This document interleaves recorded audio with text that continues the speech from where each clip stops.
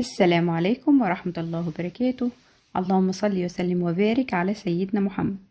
النهاردة هنعمل لفت المطاعم، مطاعم الفول والطعمية اللي بتبقى مقرمشة طول السنة، وشكله وريحته بيفتح النفس كده ويخلينا ناكل منه كميات.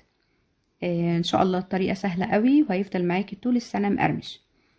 الكمية اللي معايا دي 3 كيلو، هديكي مقدار 3 كيلو. فطبعا لو انت هتعملي ازيد او اقل هتزودي او تقللي من المقدار. اول حاجة هعملها ان انا هنقع اللفت كله في كمية من المية كبيرة، عشان طبعا بيبقى فيه طينة. فهسيبه كده حوالي ساعة ونص ساعتين عشان ينزل كل اللي فيه. وياريت تشوفي الحجم بيبقى صغير، احسن حاجة ان انت تجيبي اللفت الصغير المدور، بلاش اللفتاية الكبيرة ولا كمان الطويلة لانها بتبقى من جوه مليفة. هنسيبه بقى منقوع كده في المية، مية عادية خالص مفيهاش اي حاجة، ولحد ما يتنقع. ده البنجر. انا جبت كمية من البنجر لقيته حلو كده قدامي، فقلت اجيبه بقى واحفظه. هبشر بقى الكمية اللي معايا دي بعد طبعا ما غسلته. هبشره بقى واحطه في كيس كده، كيس تلاجة، واحطه في الفريزر. دي كمية اللي طلعت منه، كمية طبعا كبيرة جدا وتنفعني فترة طويلة. حطيته بقى في كيس كده، ووقت ما احب اخد منه كمية اكثر منها هتبقى سهلة جدا عليا. اللفت انا غسلته وحطيته في مصفى عشان يتصفى. طبعا بنقطع بقى العروش بتاعته، ولما نيجي نقطعه ما نقطعوش بالعرض، لازم نقطعه بالطول، لان لو قطعتيه بالعرض هيطرى معاكي ومش هيبقى حلو خالص. انا بشوف اهو فين العرض وفين الطول، ولازم اقطعه بسمك يكون مناسب، ولا رفيع قوي ولا سميك قوي. هنعمل واحدة كمان اهو بالطول كده، بالعرض لا، انا بقولك هنا بالعرض لا، بالطول كده. ونقطعه، نحاول نخليه متساوي، يعني كله في سمك واحد. هقطع بقى الكمية كلها. ادي الكمية اللي طلعت معايا من 3 كيلو. انا بحب العروش، فعشان كده سبت كام واحدة كده علشان يتخللوا معايا.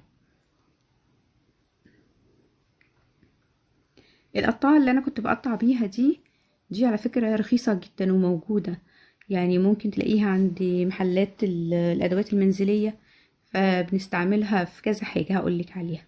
انا حطيت معلقتين من البنجر المبشور، ومعايا معلقتين ملح كبار، ولو خشن يبقى احسن، ومعلقة سكر كبيرة، ومعلقة ملح ليمون صغيرة، ومعلقة شطة صغيرة، و3 معالق خل.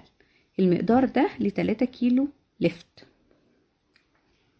هنقلب بقى كل الكمية مع بعضها كده، نحاول ندخل البنجر في كمية اللفت كلها علشان كله ياخد لون واحد، ما يبقاش البنجر متركز في حتة واحدة والباقي يبقى مفيهوش.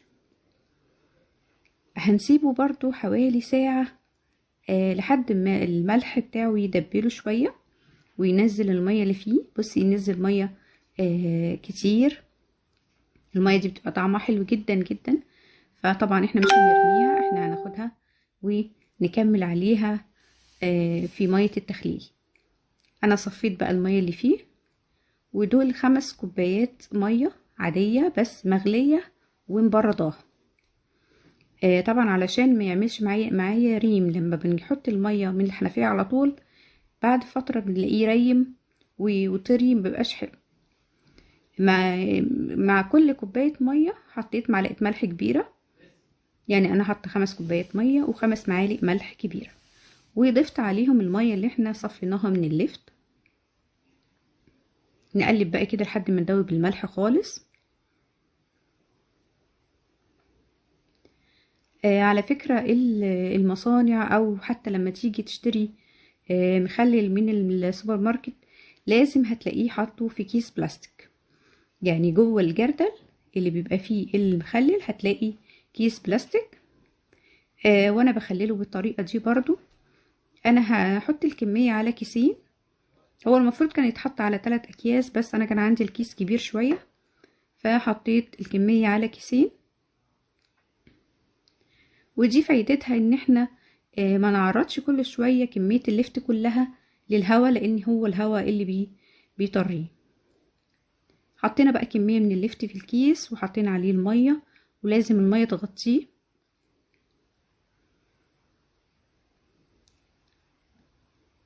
بنضغط عليها كويس جدا لحد ما نخرج الهواء اللي فيه، ونلاقي المية خلاص غطت كل قطع اللفت، ونربطه كويس جدا ونشيله.